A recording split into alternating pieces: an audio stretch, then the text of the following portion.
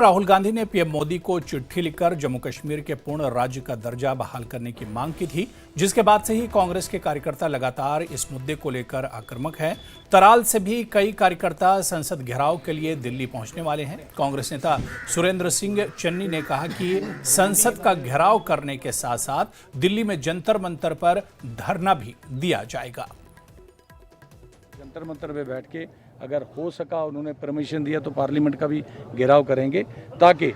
उनको जगाएं कि आप लोगों ने हाउस के अंदर भी वादा किया था कि हम स्टेट को बहाल करेंगे, और हाउस के बाहर भी जहां जहां भी आप लोग गए वहां भी आपने ये बोला सभाओं में कि हम वक्त आने पे जम्मू कश्मीर स्टेट को बहाल करेंगे। तो हम वही याददाश्त उनको दिलाएंगे फिर एक बार, क्योंकि